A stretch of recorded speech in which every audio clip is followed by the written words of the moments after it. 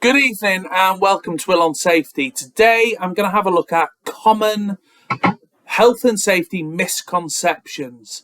And today's common health and safety misconception is that the health and safety person is not only accountable but also responsible to do every single health and safety task that the company requires. This, folks, just is not the truth. There are thousands of tasks that make up a good health and safety sort of management system. There are thousands of tasks, that people are required to do to breed and to show good health and safety culture within a company. And there are just far too many for one individual to complete themselves. I think, it's a misconception that shop floor individuals have, but also management have, that, that's a health and safety task, give it to the health and safety person. That's not how good health and safety culture and good health and safety management works in a forward-thinking company. You might have heard the old adage of health and safety is everybody's responsibility. And it is. Everybody has to be accountable for their own health and safety. And they also have to accept that they have a role to play in good health and safety management. If we have a look at titles for health and safety personnel, you've got things like health and safety consultant. Okay? If you think about that title, a health and safety consultant is there to consult on health and safety matters, maybe give you an action plan, give you a plan to improve, maybe give you some sort of key things to focus on and give you a pathway on how to achieve those goals. Health and safety advisors, same thing. You're there to advise the management, advise the shop floor on what they need to be doing health and safety wise. People might have health and safety questions. Of course, they're going to come to you. You're the subject matter expert, but you're there to advise folks. Health and safety coordinators, you are there to coordinate that health and safety, effort. And that's going to involve getting other parties of that organisation involved.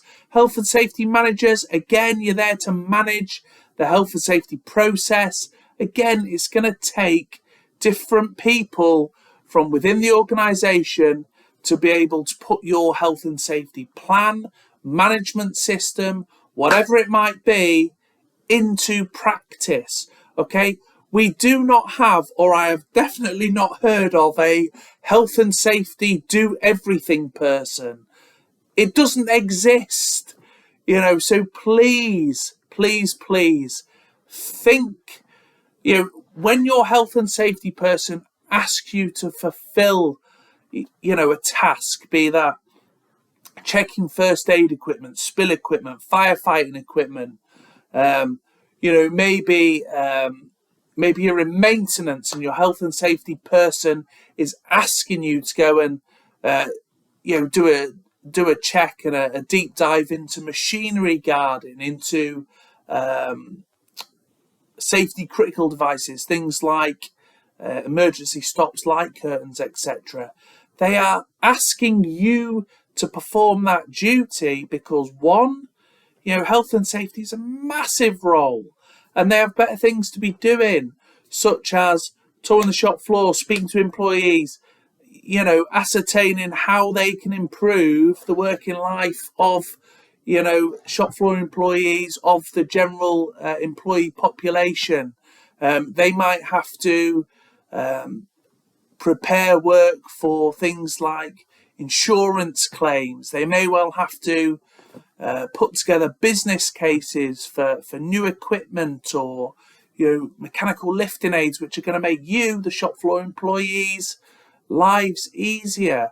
They're also come to different people because they will be the subject matter experts to be able to do that task. If you want somebody to do a deep dive on guarding for equipment, yeah, you're going to consult with the employee that uses the equipment and the maintenance personnel. Maybe maintenance can either procure or, make particular bits of guarding for machines. Of course, you're going to use those people. They're the subject matter experts. Checks on first aid equipment with, what sort of dressings you need, expiry dates, checking defib equipment, all that type of stuff.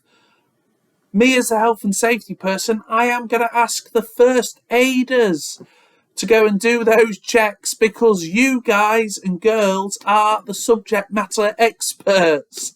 It's not because safety people want to sit in the office and get everybody else to do what is perceived as their work.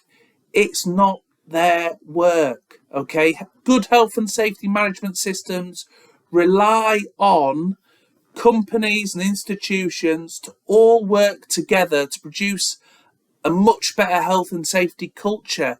It's a culture of working together, okay? There are jobs which are going to fall on the health and safety person. Health and safety specific training. The health and safety person will be responsible for getting a company ready for a health and safety specific ISO audit, for example, maybe a 45001. Okay, but in the process of getting the company ready, you may well be asked to help with certain aspects. Don't think it's because we don't want to do it. It's because you are the person or persons best placed to do that task. You have a more in-depth knowledge. You have a better understanding of, some of the processes of equipment, of some of the medical things. So that's why, again, we don't have a job that says health and safety, I'll do everything, that has a health and safety tag on it. We have health and safety managers, consultants, coordinators, advisors, right? Think about the title and think, yeah, okay, I'm going to work with the health and safety team and we're going to get to a good outcome. What health and safety professionals are there for is, to be that bridge between shop floor and management. If shop floor have issues, if they have poor working conditions, maybe they're on a machine they're perceived to be dangerous or they notice some broken guarding, etc. Report all that stuff to your health and safety person.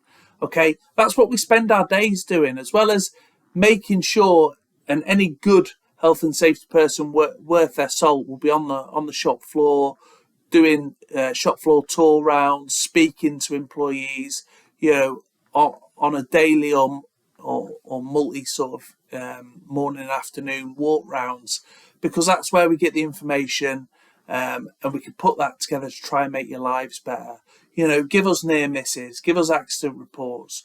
We have a whole host of reporting that we're required to do, as well as doing these safety tours, making sure we're capturing any unsafe acts, conditions, near misses, logging accidents and incidents.